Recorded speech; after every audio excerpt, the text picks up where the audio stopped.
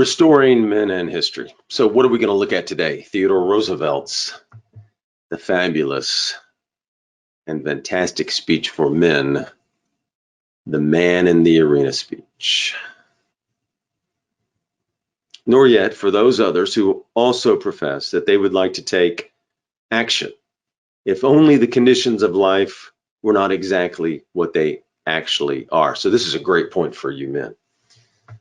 So life isn't going to always be perfectly the way you want it when you're working toward a goal or taking action on a dream or your purpose. I remember reading one book that says start where you stand and go. So start with the resources you have and go. Can't wait for perfect timing. You just have to take action as a man, or your state, or your republic. Your circumstances won't be perfect, and you may not have all the resources that you want. You can't say, well, after I get this, and I hear this a lot, men saying, well, after I do this, I'll start it may be time to start now. It might not, but it may be.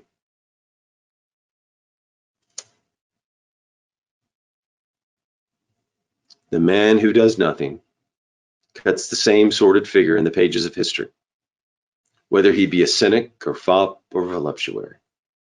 There is little use for the being whose tepid soul knows nothing of the great and generous emotion, of the high pride, the stern belief, the lofty enthusiasm of the men who quell the storm and ride the thunder.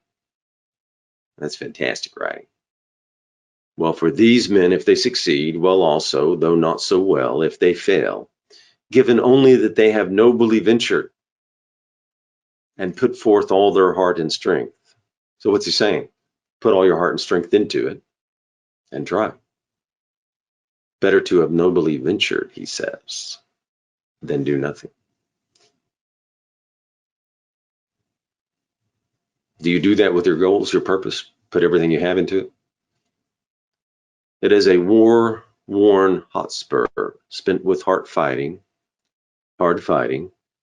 he of the many errors and the valiant end, over whose memory we love to linger, not over the memory of the young lord, who, quote, but for the vile guns would have been a valiant soldier. France has taught many lessons to other nations. Surely one of the most important lessons is the lesson her whole history teaches, that a high artistic and literary development is compatible with notable leadership in arms and statecraft. The brilliant gallantry of the French soldier has for many centuries been proverbial. And during these same centuries, at every court in Europe, the Freemasons of fashion have treated the French tongue as their common speech, while every artist and man of letters and every man of science able to appreciate that marvelous instrument of precision, French prose, has turned toward France for aid and inspiration. How long the leadership in arms and letters has lasted is curiously illustrated by the fact that the earliest masterpiece in a modern tongue is the splendid French epic which tells of Roland's doom and the vengeance of Charlemagne, when the lords of the Frankish host were stricken. Let those who have keep.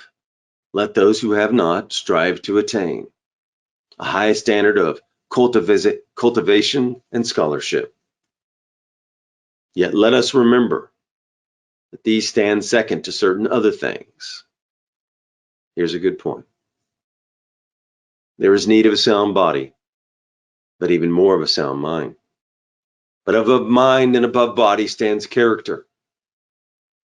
The sum of those qualities which we mean when we speak of a man's force and courage, of his good faith and sense of humor. I believe in exercise for the body, always provided that we keep in mind that physical development is a means and not an end. I believe, of course, in giving to all people a good education, but the education must contain much besides book learning in order to be good. We must ever remember that no keenness or subtleness of intellect, no polish, no cleverness in any way make up for the lack of the great solid qualities: self-restraint, self-mastery, common sense, the power of accepting individual responsibility and yet enacting in conjunction with others courage and resolution. These are the qualities which mark a masterful people. Without them, no people can control itself or save itself from being controlled from the outside. So this is important for today, right? We don't have these virtues as a people. Someone else can control us. So he's talking about the virtues that a republic needs to survive, to stand, and the type of education. I speak to a brilliant assemblage. I speak in a great university, which represents the flower of the highest intellectual development. I pay all homage to intellect and to elaborate and specialized training of the intellect. And yet I know I shall have the assent of all you present when I add that more important still are the commonplace, everyday qualities and virtues. Such ordinary, everyday qualities include the will and the power to work, to fight at need, and to have plenty of healthy children. The need that the average man shall work is so obvious as hardly to warrant insistence. There are a few people in every country so born that they can lead lives of leisure. These fill a useful function if they make it evident that leisure does not mean idleness. For some of the most valuable work needed by civilization is essentially non-remunerative in its character. And of course, the people who do this work should in large part be drawn from those to whom remuneration is an object of indifference. But the average man must earn his own livelihood. He should be trained to do so. Now he goes on to talk about courage and strength. In the next place, the good man should be both a strong and a brave man. That is, he should be able to fight. He should be able to serve his country as a soldier if the need arises.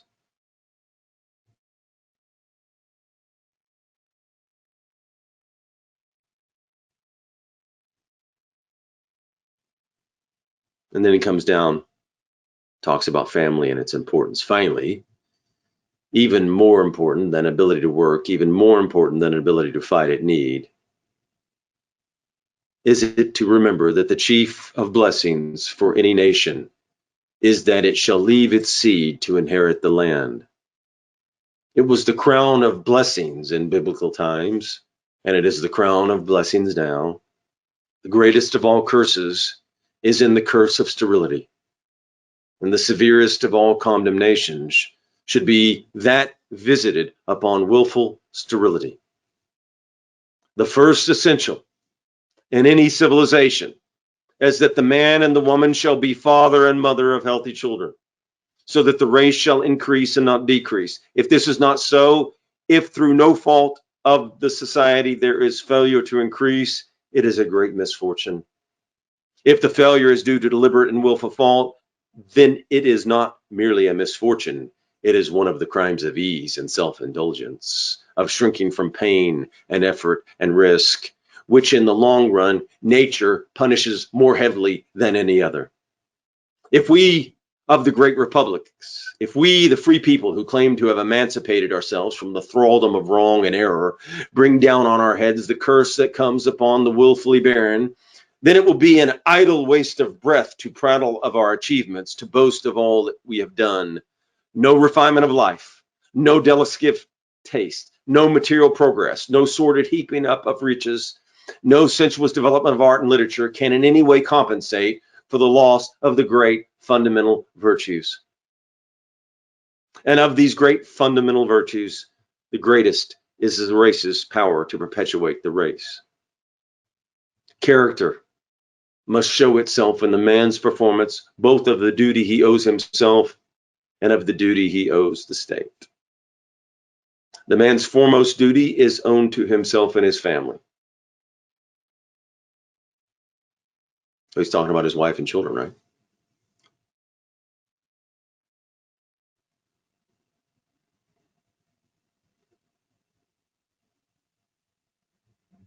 After he's provided for his wife and children, he goes on to say what he can do next. It is only after this has been done that he can hope to build a higher superstructure on the solid material foundation. Again, so take care of your wife and children, he's saying. It is only after this has been done that he can help in movements for the general well-being. It is not good to excite that bitter laughter which expresses contempt, and contempt is what we feel for the being whose enthusiasm to benefit mankind is such that he is a burden to those nearest to him, who wishes to do great things for humanity in the abstract, but cannot keep his wife in comfort or educate his children. So again, he's talking about his wife and children. He has an emphasis on, his emphasis here through these statements is taking care of your wife and children. Nevertheless, while laying all stress on this point, while not merely acknowledging but insisting upon the fact that there must be a basis of material well-being for the individual as for the nation, let us with equal emphasis insist that this material well-being represents nothing but the foundation. And the foundation, though indispensable, is worthless unless upon it is raised the superstructure of a higher life. That is why I decline to recognize the mere multimillionaire, the man of mere wealth, as an asset of value to any country, and especially as not an asset to my own country. If he has earned or uses his wealth in a way that makes him a real benefit of real use, and such is often the case, why then he does become an asset of real worth. But it is the way in which it has been earned or used, and not the mere fact of wealth, that has entitled him to the credit. There is need in business, as in most other forms of human activity, of the great guiding intelligence. Their places cannot be supplied by any number of lesser intelligences.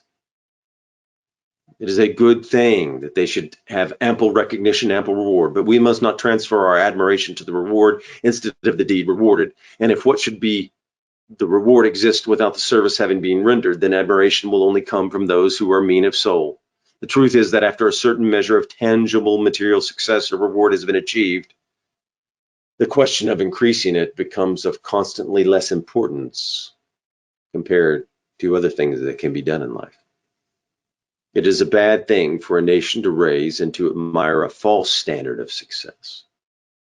And there can be no falser standard than that set by the deification of material well-being in and for itself.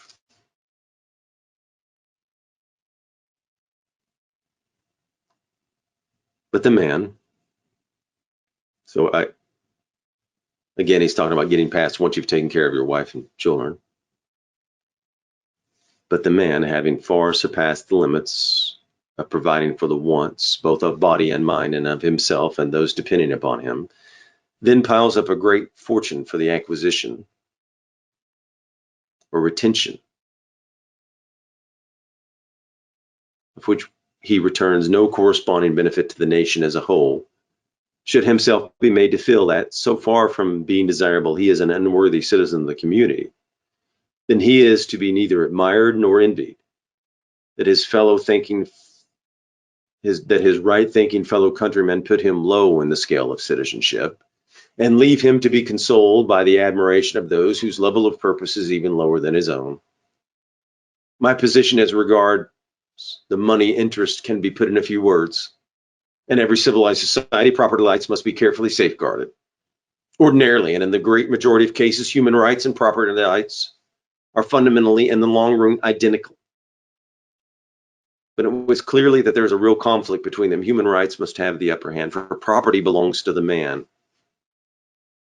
and not man to property. In fact, it is essential to good citizenship clearly to understand that there are certain qualities which we in a democracy are prone to admire in and of themselves, which ought to be by rights to be judged admirable, or the reverse solely from the standpoint of the use made of them. Foremost among these, I should include two very gifts, the gift of money making and the gift of oratory. Money making, the money touch I have spoken of above. It is a quality which in a moderate degree is essential. It may be useful when developed to a very great degree, but only if accompanied and controlled by other qualities. And without such control, the possessor tends to develop into one of the least attractive types produced by a modern industrial democracy. So it is with the orator. It is highly desirable that a leader of opinion in democracy should be able to state his views clearly and convincingly.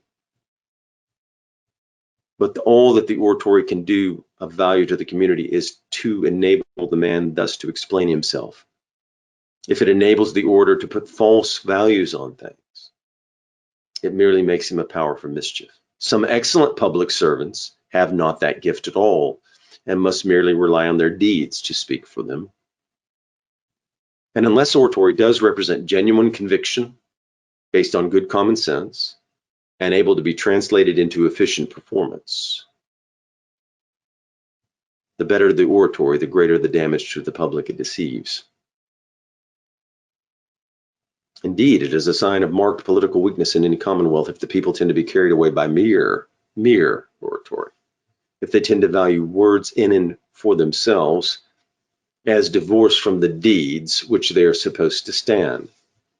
Phrase maker, the phrase monger. This is a good one for today, right? The ready talker.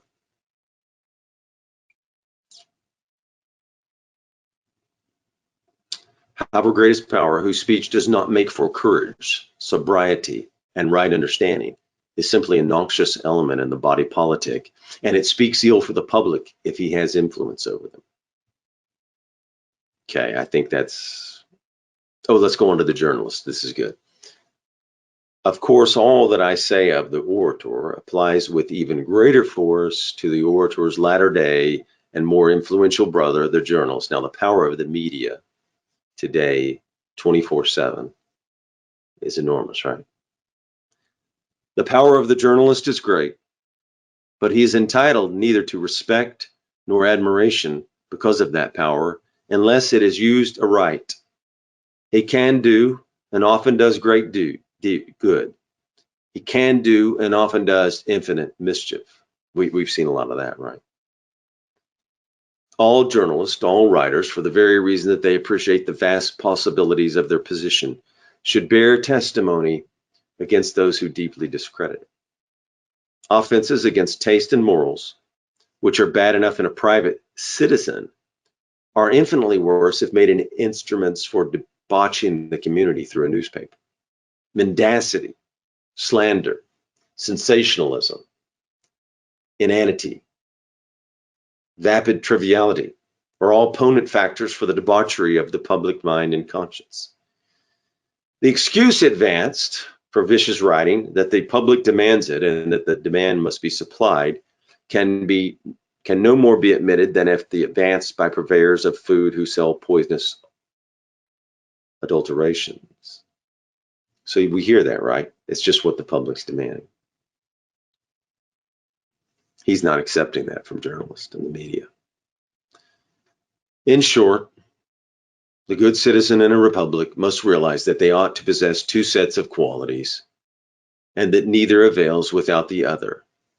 He must have those qualities which make for efficiency, and as he also must have those qualities which direct the efficiency into good channels, into channels for the public good. He is useless if he is inefficient.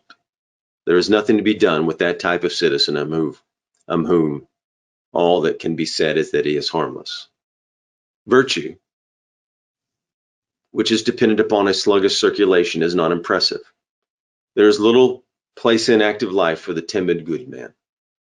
The man who is saved by weakness from robust wickedness is likewise rendered immune from robuster virtues.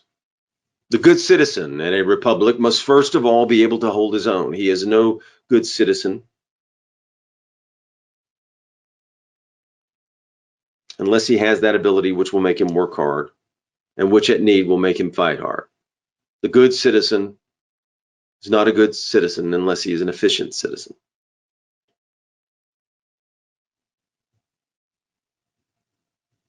But if a man's efficiency is not guided and regulated by a moral sense, then the more efficient he is, the worse he is, the more dangerous to the body politic. Now that's interesting, right? If a man is efficient but not regulated by a moral sense, then he's worse and more dangerous to the body politic. That's interesting, right?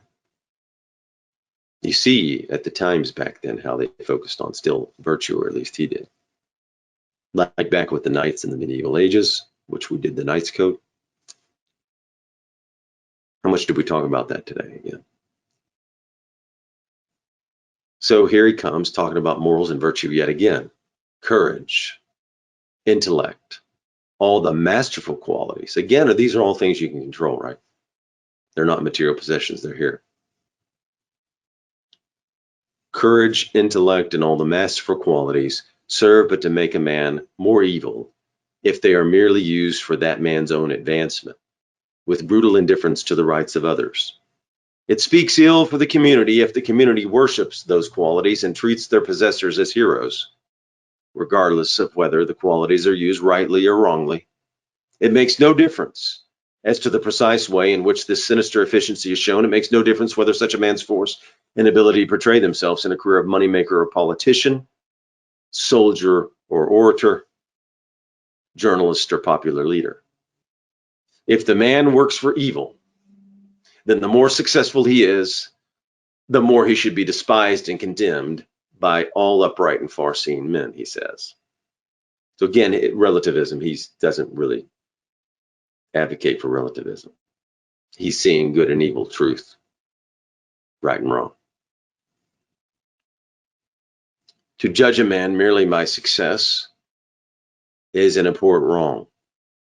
And if the people at large habitually so judge men, if they grow to condone wickedness because the wicked man triumphs, they show their inability to understand that in the last analysis, free institutions rest upon the character of citizenship, and that by such admiration of evil, they prove themselves unfit for liberty.